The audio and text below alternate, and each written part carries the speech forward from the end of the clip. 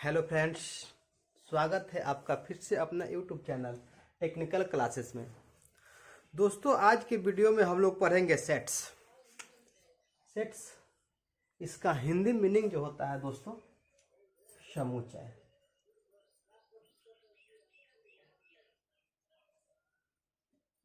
ये आपका 11th class का फर्स्ट चैप्टर है सेट्स। बहुत ही इम्पोर्टेंट चैप्टर है दोस्तों, और कहते हैं कि शुरुआत अगर अच्छा से होता है तो अंत भी अच्छा से ही होगा। ठीक है, तो इसमें समय को न बर्बाद करते हुए हम डायरेक्ट आप लोगों को पॉइंट पे पहुंचते हैं और बताते हैं कि सेट है क्या चीज़। दोस्तों, किसी भी चैप्टर को शुरू करने से पहले सबसे पहले हम लोग को ये समझ लेना चाहिए कि उसका जो नाम है उसका मीनिंग क्या होता है।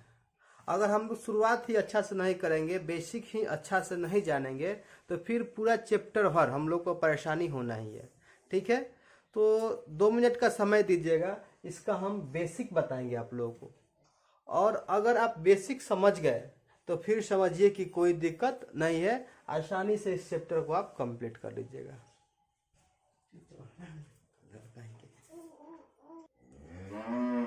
तो दोस्तों, हम लोग जानते हैं कि सेट है क्या चीज़, समुच्चय जो है क्या चीज़। दोस्तों, समुच्चय का जो डिफिनेशन होता है, इस पे हम लोग लिख देते हैं, a set is collection of well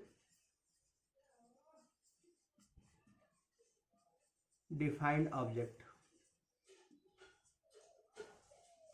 मतलब एक समुच्चय जो होता है दोस्तों, एक वेल मतलब डिफाइंड ऑब्जेक्ट्स का एक समूह होता है, उसी को हम लोग समुच्चय कहते हैं।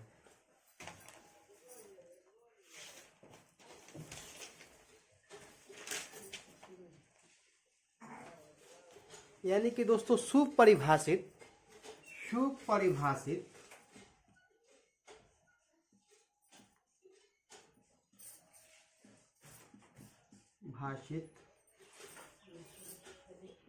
वस्तुओं के संग्रह को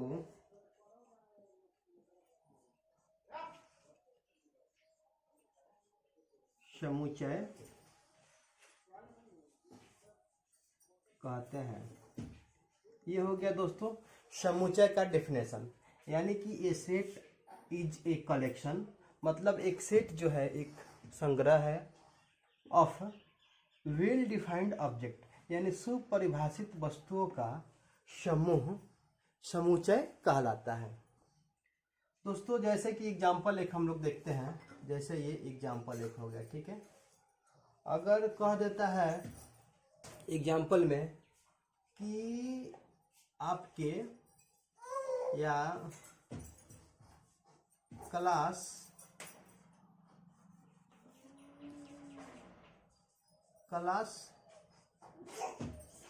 11 के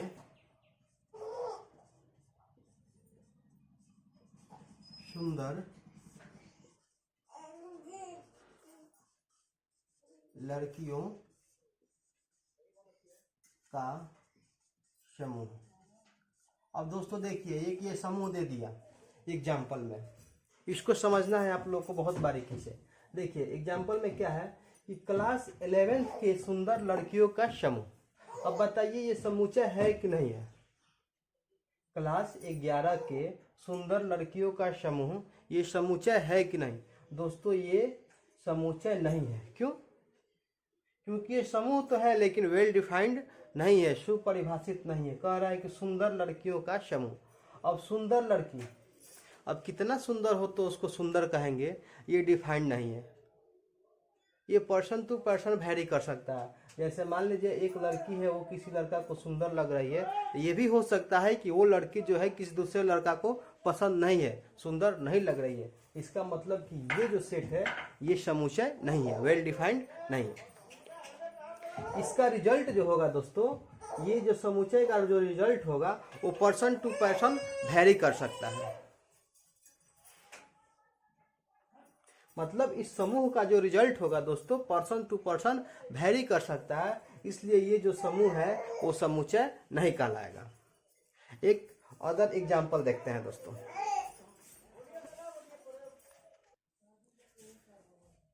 ठीक है दोस्तों, अब हम लोग समझने का कोशिश करते हैं सेट एग्जाम्पल के माध्यम से। देखिए फर्स्ट एग्जाम्पल हम लोग के पास क्या है, collection of favourite heroes. Collection of favourite heroes दोस्तों, ये जो कलेक्शन है फेवरेट अभिनेताओं का है, जो कि कुछ खास व्यक्ति को कुछ खास हीरो पसंद होते हैं। तो ये जो है पर्सन टू पर्सन इसका रिजल्ट जो है वेरी करेगा। जैसे हमको अगर अमिताभ बच्चन पसंद है तो किसी दूसरे को कोई दूसरा हीरो पसंद है, तो इसलिए ये जो है आपका कलेक्शन ऑफ फेवरेट हीरो समुच्चय नहीं कहलाएगा। सेकेंड आता है कलेक्शन ऑफ वॉयल्स। अब देखिए वॉयल्स लेटर्स जो होता है, ये हमसे पूछिए या किसी लड़का से पूछिए, किसी भी स्कूल, किसी भी विद्यालय या अमेरिका या कहीं भी किसी भी देश से किसी स्टूडेंट से अगर पूछिए कि वॉवेल्स लेटर कितने हैं, तो कोई भी बताएगा ए, ई, आई, ओ, यू। यानी कि इसमें पर्सन चाहे कोई भी हो, रिजल्ट जो है सेम आएगा, ए, ई, आई, ओ, यू ही आएगा। अतः ये जो कलेक्शन है ये सेट है। इसमें पर्सन टू पर्सन रिजल्ट जो है वेरी नहीं करेगा, सेम रहेगा, इसलिए ये जो है सेट है, ये सेट नहीं है। अब देखिए third collection of natural number. ये भी प्राकृतिक संख्या, नेचुरल नंबर मतलब प्राकृतिक संख्या, यानी प्राकृतिक संख्या जो है किसी भी व्यक्ति से पूछिए तो जो प्राकृतिक संख्या है उसी का नाम बताएगा, इसलिए ये भी एक सेट है। अब देखिए fourth number collection of all natural number. ये नेचुरल नंबर सेम है दोनों, ये नेचुरल नंबर है तो ये जो है अपना कलेक्शन ऑफ नेचुरल नंबर का जो है सेट है। आशा करते हैं दोस्तों ये समुच्चय पहचानने में आप लोगों को अब कोई दिक्कत नहीं होना चाहिए। अब दोस्तों आगे हम लोग देखते हैं कि इसको हम लोग सूचित कैसे करते हैं, समुच्चय को लिखते कैसे हैं।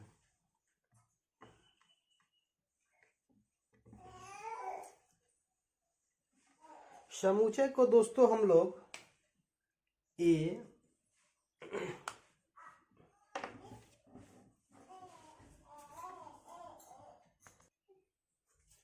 समुच्चय को हम लोग अंग्रेजी वर्णमाला के बड़े अक्षरों से ऐसे सूचित करते हैं। ठीक है, मझला कोष्ठ दे देते हैं और बीच में इसके जो एलिमेंट्स होते हैं इसको छोटे लेटर से सूचित करते हैं। ये हो गया एक ए समुच्चय है, ये जो हो गया ए, ये हो गया समुच्चय, और कोष्ठ के अंदर जो आता है इसको हम लोग बोलते हैं अव्यय। इसको हम लोग इंग्लिश में एलिमेंट या मेंबर बोलते हैं। ठीक है दोस्तों, ये हो गया समुच्चय, और इसमें जो आता है अंदर इसको बोलते हैं अव्यय।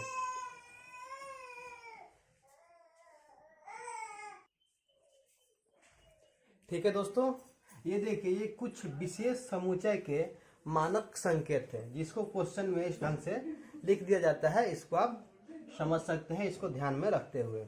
देखिए अगर ये प्राकृतिक संख्याओं का समुच्चय अगर कहीं लिखना हो तो उसको हम लोग डायरेक्ट एन लिख देते हैं, वहां हम लोग ये समझ जाते हैं कि प्राकृतिक संख्याओं का समुच्चय लिखा हुआ है।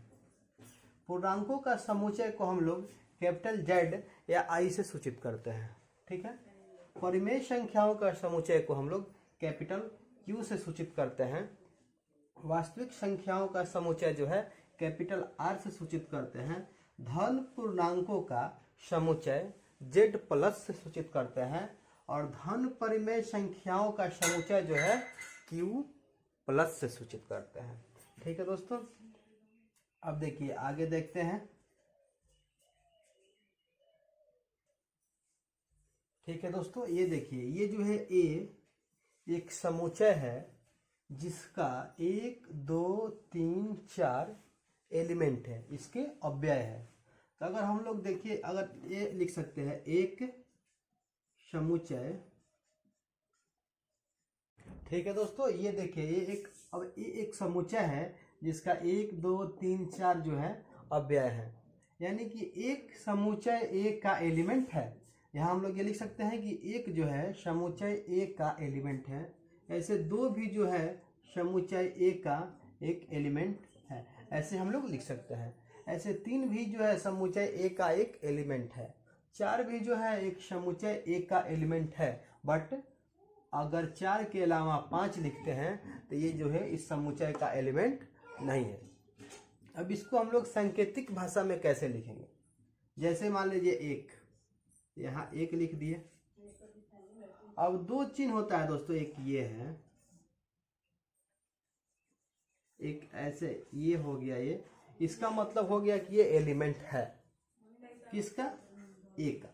यानी कि इस पूरे लाइन को हम लोग ऐसे लिख सकते हैं, एक एलिमेंट है समुच्चय ए का।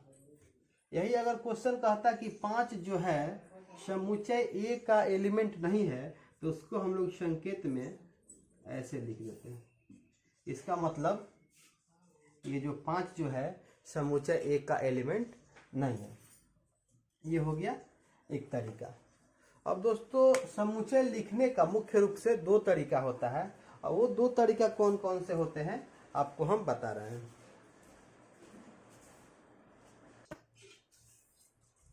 दोस्तों हम लोग जानते हैं कि समुच्चय को व्यक्त करने के लिए कौन कौन सी विधियां अपनाई जाती है। मुख्य रूप से दोस्तों समुच्चय को व्यक्त करने के लिए 2 विधियां हैं। फर्स्ट जो होता है सारणी या तालिका रूप। सारणी या तालिका रूप में हम लोग समुच्चय को व्यक्त करते हैं। देखिए मान लीजिए कि क्वेश्चन दे दिया कि ए एक समुच्चय है जो 5 से छोटी संख्याओं को व्यक्त करता है, यानी कि यहाँ समुच्चय जो है वो क्या है? ए है, और उसके एलिमेंट क्या है? 5 से छोटी सभी प्राकृत संख्या है। तो इसको व्यक्त करने के दोस्तों सारणी या तालिका रूप में सबसे पहले हम लोग समुच्चय का जो नाम है उसको यहाँ लिख देते हैं। उसके बाद बराबर का चिन्ह देते हैं और मझला कोष्ठक का शुरुआत करते हैं और अव्यय लिखना शुरू करते हैं। जैसे देखिए 5 से छोटी संख्याओं को व्यक्त करता है, यानी 5 से छोटी संख्या क्या हो गया? 1 2 3 4, 1 2 3 4, बीच में कॉमा कॉमा दे देते हैं और मझला कोष्ठक इसको घेर देते हैं, बराबर का चिन्ह देकर समुच्चय का नाम लिख देते हैं। ये हम लोग का सारणी या तालिका रूप हो गया समुच्चय को निरूपित करने का विधि। ठीक है दोस्तों। और सेकंड विधि है, दूसरा जो दोस्तों निरूपण का विधि है वो है गुण प्रकटीकरण विधि। इसको हम लोग प्रतीकात्मक या समुच्चय निर्माण विधि के नाम से भी जानते हैं। दोस्तों इसमें भी हम लोग सेम एग्जाम्पल लेते हैं। यदि ए एक समुच्चय है जो 5 से छोटी संख्याओं को व्यक्त करता है, इसको हम लोग गुण प्रकटीकरण विधि के द्वारा समुच्चय के रूप में लिखना है। तो दोस्तों इसमें लिखने के लिए क्या करते हैं? सबसे पहले हम लोग देखिए क्या करते हैं कि इस रूप में सदस्यों के बारे में किसी एक विशेष गुण को देखते हैं कि क्या गुण है। तो इसमें गुण क्या दिया है? एक विशेष गुण संख्याओं को व्यक्त करता है। 5 छोटी प्राकृत संख्या, मान लीजिए यहाँ प्राकृत संख्या लिख दिया, प्राकृत संख्याओं को व्यक्त करता है, यानी कि 5 से छोटी प्राकृत संख्या। इसका यही गुण हो रहा है ना कि 5 से छोटी प्राकृत संख्या जो है ये के एलिमेंट है। तो इसको दोस्तों निरूपित करने के लिए सबसे पहले हम लोग क्या करते हैं कि एक जैसे उसमें हम लोग एक कैपिटल लेटर लिख देते हैं, वैसे इसमें भी एक कैपिटल लेटर लिख दिए जो कि समुच्चय का नाम है। सेकंड बराबर का चिन्ह देते हैं, उसके बाद मझला कोष्ठ शुरू करते हैं, उसके बाद लिखते हैं x, और x के बाद ये एक ऐसे लाइन खींच देते हैं, उसके बाद भी लिख देते हैं x अब्लिक x। उसके बाद जो एक विशेष गुण होता है उसको हम लोग लिख देते हैं। जैसे यहाँ विशेष गुण क्या है? 5 से छोटी प्राकृत संख्या। यानी कि क्वेश्चन था हम लोग का, यदि ए एक समुच्चय है जो 5 से छोटी संख्याओं को, प्राकृत संख्याओं को व्यक्त करता है, तो इसको हम लोग समुच्चय निर्माण विधि या गुण प्रकटीकरण विधि में इस तरह लिखेंगे, ए बराबर एक्स अब्लिक एक्स 5 से छोटी प्राकृत संख्याओं का समूह या समुच्चय या संख्या लिख दिए। ये हो गया हमारा गुण प्रकटीकरण विधि। और इसी को हम लोग सारणी विधि में कैसे लिखे थे दोस्तों, इसमें डायरेक्ट अवयव को लिख देते हैं, इसमें अवयव को लिखते हैं, जबकि इसमें किसी एक विशेष गुण को लिखते हैं जो कि सारे अवयव को संतुष्ट करता है।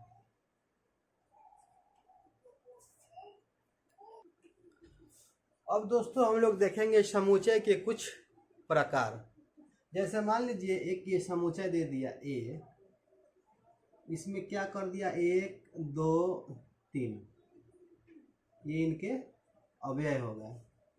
तो दोस्तों ये समुच्चय जो है इनके अवयवों की कुल संख्या कितना है, 1 2 3। इसको हम लोग गिन सकते हैं, कितना है, 3 है। तो इसलिए इस एक को हम लोग परिमित समुच्चय बोलते हैं, परिमित समुच्चय। दोस्तों परिमित समुच्चय किसे बोलते हैं, जिसके अवयवों को हम लोग गिनती कर सके, वो हो गया परिमित समुच्चय। और इसको हम लोग सूचित कैसे करते हैं, जैसे नंबर ऑफ ए बराबर कितना हो गया 1 2 3। यानी अगर ऐसा लिखे हैं n पोस्ट में ए बराबर 3, यानी कि ए एक समुच्चय है जिनके अवयवों की संख्या 3 है, अर्थात इसको गिन सकते हैं, यानी कि ये जो है ये परिमित समुच्चय है।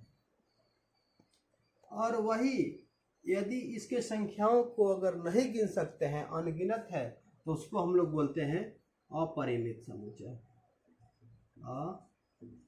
अपरिमित। जैसे कि मान लीजिए एक यहाँ ए दे दिया और यहाँ एक समुच्चय दे दिया 1 2 3 4 5 डॉट डॉट डॉट करके ऐसे दे दिया, यानी कि टोटल प्राकृत संख्या में ऐसा दे दिया। तो इसमें हम लोग गिन सकते हैं अवयव को, क्या नहीं गिन सकते हैं, अतः इसको हम लोग अपरिमित समुच्चय बोलते हैं। अब दोस्तों ये परिमित समुच्चय जो है, इसमें भी 2 तरह के समुच्चय होते हैं। देखते हैं परिमित समुच्चय के बारे में।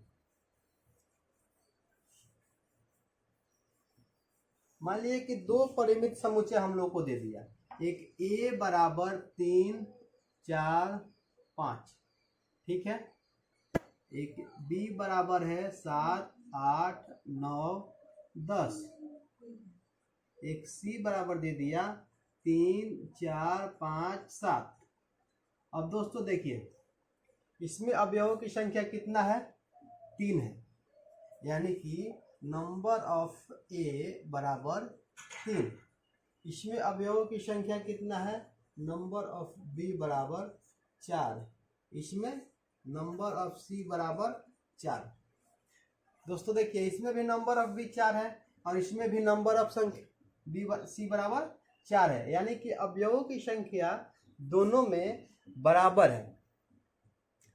तो जिन परिमित समुच्चयों में अगर अवयवों की संख्या बराबर है तो उसे बराबर समुच्चय बोलते हैं। ठीक है दोस्तों, अगर 2 परिमित संख्या दिया हुआ है और उनमें अवयवों की संख्या बराबर है तो उन दोनों समुच्चयों को आपस में बराबर समुच्चय बोलते हैं।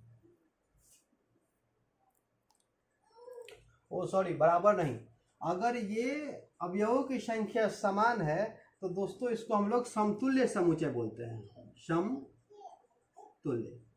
अगर अवयवों की संख्या समान है तो उसे हम लोग समतुल्य समुच्चय बोलते हैं, यानी कि समुच्चय बी और सी जो है समतुल्य समुच्चय है। यही इसमें एक समुच्चय और डी दिया हुआ है और इसने क्या किया कि इसका भी 3 4 5 7 दे दिया, यानी कि जो अवयव सी का है वही अवयव डी का है। तो अगर दोनों का अवयव सेम है तो इसको हम लोग बराबर समुच्चय बोलते हैं। अगर संख्या केवल सेम है तो उसे समतुल्य समुच्चय, और संख्या के साथ साथ अव्यय भी एकदम बिल्कुल सेम टू सेम है तो उसको हम लोग बराबर समुच्चय बोलते हैं। अब देखिए नेक्स्ट जो आता है दोस्तों रिक्त समुच्चय। रिक्त का नाम से ही आप लोग को समझ में आ रहा होगा, रिक्त मतलब शून्य यानी कि जीरो। जिस समुच्चय में अवयवों की संख्या जीरो हो, जिस समुच्चय में अवयवों की संख्या नंबर ऑफ ये मान लीजिए अगर जीरो है तो इसको हम लोग रिक्त समुच्चय बोलते हैं। और रिक्त समुच्चय का जो संकेत है दोस्तों ऐसे फाई से सूचित करते हैं। अब इसका एग्जाम्पल देख लीजिए। एग्जाम्पल हो गया ए बराबर अमरणशील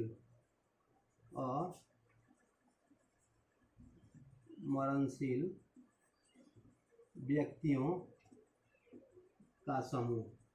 अब बताइए ये जो समुच्चय है वैसे व्यक्तियों का समूह है जो कभी मर नहीं सकता है। ये क्या पॉसिबल है? पॉसिबल नहीं है, इसमें जीरो हो जाएगा। ये असंभव है कि कोई व्यक्ति है और वो अमरणशील है यानी कि मरेगा नहीं। तो इसका जो समुच्चय हो गया ये रिक्त समुच्चय हो गया क्योंकि इसका अव्यय जो है जीरो है। नेक्स्ट आता है दोस्तों एकल समुच्चय।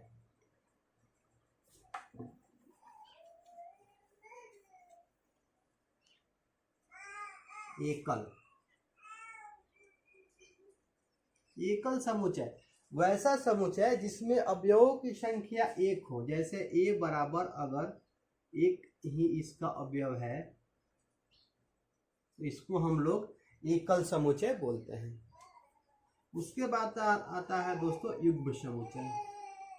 युग्म समुच्चय वैसा समुच्चय जिसमें अवयवों की संख्या दो हो उसे हम लोग युग्म समुच्चय बोलते हैं। मान लीजिए बी और सी दिया हुआ है, ये जो हो गया युग्म समुच्चय आ गया। अब इस टाइप पर दोस्तों ये समुच्चय के प्रकार पे एक एक नंबर का क्वेश्चन आप लोगों को एग्जाम में पूछ लेता है, कुछ क्वेश्चन हल कराते हैं। दोस्तों इस वीडियो में सेट का जो है समुच्चय का जो है पूरा कंसेप्ट क्लियर करा दिए हैं। आगे जो नेक्स्ट वीडियो बताएंगे वो आपके बुक से फर्स्ट चैप्टर का सारे क्वेश्चन को हल करवाएंगे। दोस्तों आशा करते हैं